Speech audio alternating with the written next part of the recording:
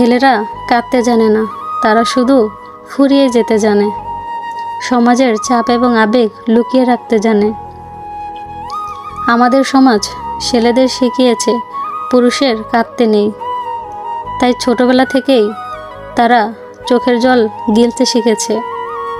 একটা ছেলে যখন প্রচণ্ড কষ্টে থাকে, সে কারো কাঁধে মাথা রেখে কাঁদতে পারে না, বরং সে একা কোনো নির্জন রাস্তায় হাঁটতে বের হয়, অথবা সিগারেটের ধোঁয়ায় নিজের ভেতরের হাহাকারটা উড়িয়ে দেওয়ার চেষ্টা করে। ছেলেদের কষ্টগুলো শব্দ হয়ে বের হয় না, সেগুলো রক্তচাপ হয়ে শরীরে জমে থাকে।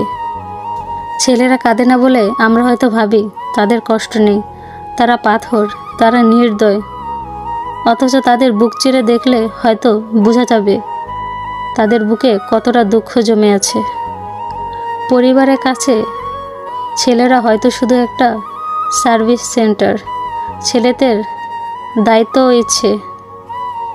একটি ছেলে বড় হওয়ার পর তার নিজের কোনো স্বপ্ন থাকে না। তার স্বপ্ন মানেই হলো বাবার ওষুধ, বোনের বিয়ে আর মায়ের মুখের হাসি।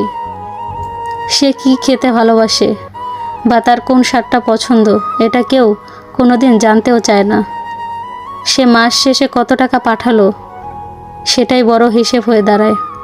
মাঝে মাঝে মনে হয় একটি ছেলের জন্মই হয়েছে অন্যের দায়িত্ব পালনের জন্য। নিজের ইচ্ছেগুলো সে বিসর্জন দেয় খুব নীরবে, যেন এটাই তার হওয়ার কথা ছিল। সে সবার দায়িত্ব নেয়, কিন্তু তার দায়িত্ব নেওয়ার মতো কেউ থাকে না। বেকারত্বের মানে শুধু পকেট খালি নয়, আত্মসম্মান এবং মানসিক যন্ত্রণা, ভীষণ যন্ত্রণা। একটা বেকার ছেলের কাছে সবচেয়ে ভয়ের জায়গা হলো তার নিজের ঘর।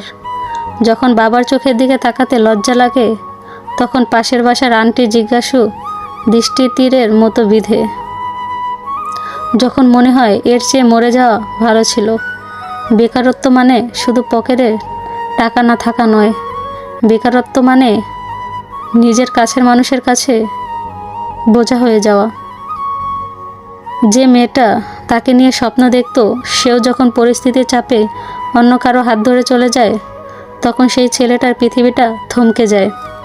তবুও সে পরদিন সকালে মুখে একটা কৃত্রিম হাসি মেখে চাকরির ইন্টারভিউ দিতে যায়।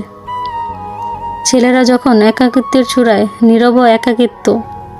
মেয়েরা মন খারাপ হলে বান্ধবীদের সাথে গল্প করতে পারে, স্ট্যাটাস দিতে পারে, কিন্তু ছেলেদের সেই সুযোগ নেই। হাজারটা বন্ধু থাকলেও দিন শেষে সে বড্ড একা। সে যখন মাঝরাতে বারান্দায় এসে দাঁড়িয়ে আকাশের দিকে তাকায়, তখন তার পাশে কেউ থাকে না। সে কাউকে বলতে পারে না, আমি খুব ক্লান্ত, আমি আর পারছি না। কারণ সে জানে সে ভেঙে পড়লে তার উপর নির্ভর মানুষগুলো ভেঙে পড়বে। তাই সে শক্ত হওয়ার অভিনয় করতে করতে একদিন সত্যি পাথরে পরিণত হয়। পুরনো শার্ট আর নতুন জুতো, নিজের প্রতি অবহেলা। লক্ষ্য করে দেখবেন একটা ছেলের পায়ের জুতোটা হয়তো ছিঁড়ে গেছে, বা গায়ের শার্টটা 3 বছরের পুরনো, কিন্তু সে তার ছোট ভাইকে নতুন ফোন কিনে দিচ্ছে, কিংবা স্ত্রীকে দামি শাড়ি। ছেলেটা নিজেদের জন্য খরচ করতে ভয় পায়, অথচ তার পরিবারের জন্য বেহিসাব খরচ করে। ছেলেদের মনে হয় নিজের পেছনে খরচ করা মানে পরিবারের বাজেট থেকে চুরি করা। এই যে তিলে তিলে নিজেকে বিলিয়ে দেওয়া, এটাই হলো পুরুষের আসল সৌন্দর্য। আবার এটাই তাদের সবচেয়ে বড় কষ্টের জায়গা।